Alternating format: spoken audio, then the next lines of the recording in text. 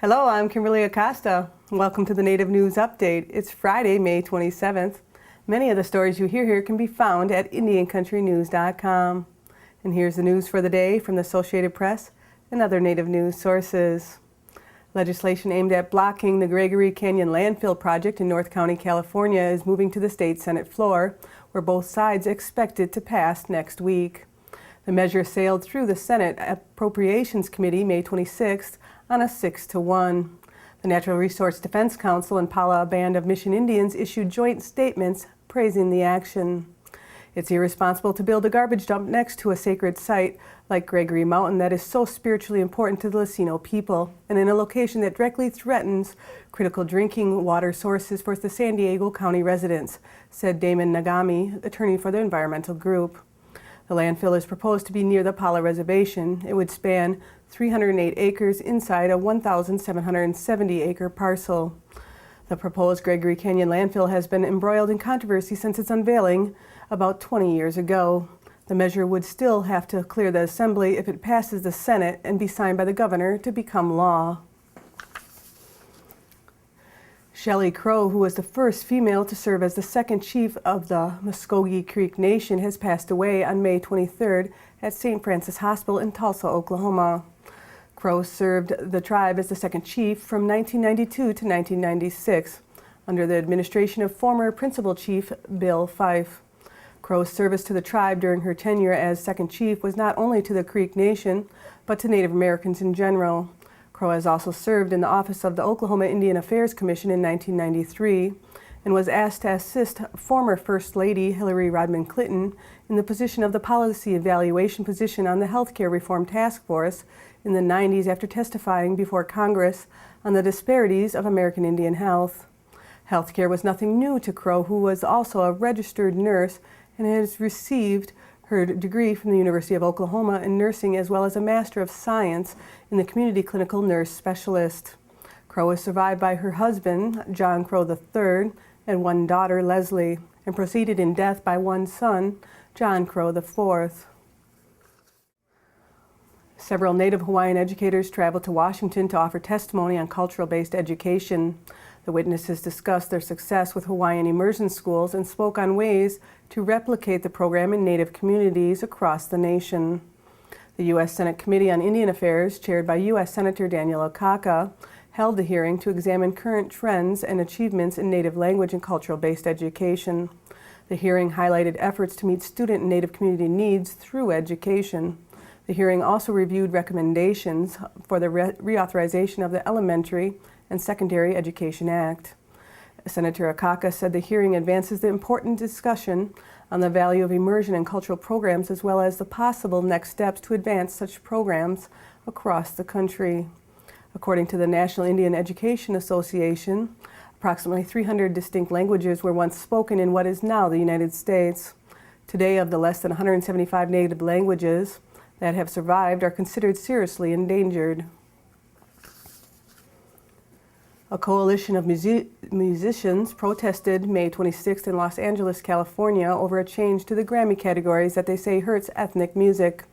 The group claims a decision by Grammy organizers to reduce awards categories from 109 to 78 cuts the chances for Latin, world music, Cajun, Zydeco, and Native American musicians to win awards. An online petition has been circulating to demand reinstatement of these categories. A group of musicians played Latin songs and hoisted banners reading Grammys honors all music. And it's not just about rap, rock, and country.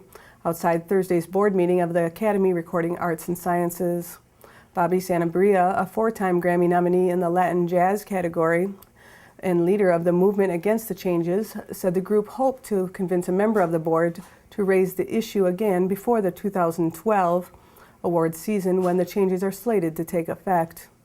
Alberta powwow group Northern Cree has been nominated for 6 Grammys, and its frontman, Steve Wood, said he also signed the petition against the changes. Former U.S. Senator Byron Dorgan announced the membership of the Board of Advisors for the Center for Native American Youth. Senator Dorgan, who was chairman for the U.S. Senate Committee on Indian Affairs from 2007 to 2011, will be chairman of the Board of Advisors. The Center for Native American Youth is a new organization Senator Dorgan created at the Aspen Institute in Washington, D.C. to address the challenges facing Native American children. Dorgan donated $1 million of excess campaign funds to create the organization in January of this year. The members include Lieutenant Governor Jefferson Keel, President of the National Congress of American Indians, Jacoby Ellsbury, Senator Fielder for the Boston Red Sox, Dave Anderson, founder of Famous Dave's restaurant chain, Hattie Kaufman, national correspondent for CBS The Early Show, Tom Brokaw, former NBC Nightly News anchor, Phil Jackson, NBA head coach, Lisa Murkowski, U.S. Senator, Gordon Smith, former U.S. Senator, as well as 3 Native American youth members from tribal communities in North Dakota, Alaska, and New Mexico. The center will work on issues of teen suicide prevention, substance abuse education, and more. It will work with Native American youth and parents and also aspire to develop meaningful partnerships with tribal governments and other organizations on issues affecting Native children. For more information, you can visit aspeninstitute.org/CNAY. About 2 years from now, the new Interstate 5 Willamette River Bridge will open in Eugene, Oregon, with 3 massive roadside sculptures honoring the region's Native American heritage. The sculptures, designs of which have been unveiled May 26 by the Oregon Department of Transportation, depict a river and canoe and 2 baskets containing camas, whose starchy bulbs were food staple for the region's original inhabitants. The sculpture, called Blue Camas Basket by Portland-based sculptor Devin Lawrence Field, will feature a camas basket with blue snowflake-like camas flowers. It will be placed along the east side of the south end of the bridge, near the off-ramp that leads from Interstate 5 to Franklin Boulevard. A second work, called Camas Basket by the Portland-based architectural firm Riza A&D, is a sculpture of a single elevated camas basket and camas flowers. It will be placed on the west side of the north end of the bridge. Both those sculptures will be 25 feet tall. The third sculpture, River, by the Portland-based Lillian Pitt team, is a 3-section sculpture of water, reeds, fish, and a canoe. It will be placed on the gap separating the northbound and southbound spans of the bridge. It'll be 40 feet long and 16 feet tall. The works will be put in place in late 2013 or early 2014. Gwen Carr, a member of the Cayuga Nation of New York, is the first American Indian woman to receive a Virginia Hart Award. The award is named after Virginia Hart, the first woman to serve in a governor's cabinet. Carr first worked at the Wisconsin Department of Commerce and created significant American Indian business opportunities. She then became the first Wisconsin Department of Transportation tribal liaison, serving under Governor Jim Doyle. Carr created the first American Indian programs at DOT and served as its primary American Indian policy and intergovernmental affairs liaison from 2004 to 2008. Since then, Carr has been working on the US 41 project in northeast Wisconsin, making history in the creation of American Indian, minority and women-owned businesses, tribal relations, and community-sensitive design on a $1.6 billion project.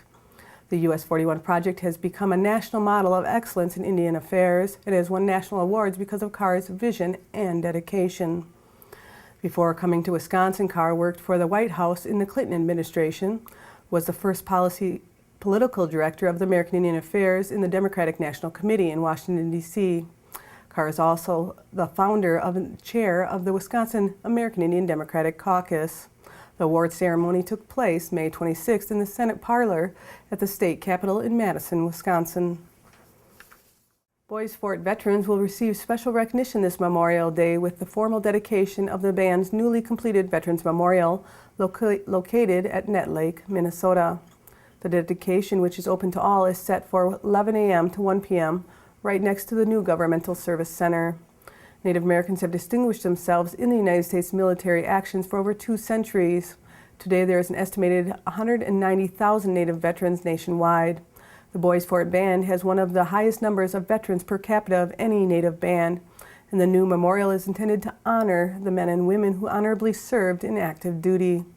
The names of the veterans and their military service branches are inscribed on 4 6-foot-tall stones made of Mesabi black granite. In addition, the memorial honors all Native warriors, named and unnamed, who have fought over the years to defend their homeland. The memorial was a community-based creation involving 4 years of planning and development by veterans, tribal officials, spiritual advisors, architects, and elders. And that's the latest roundup of news from Indian Country on this edition of the Native News Update. I'd like to thank you for joining me, and have a grand day.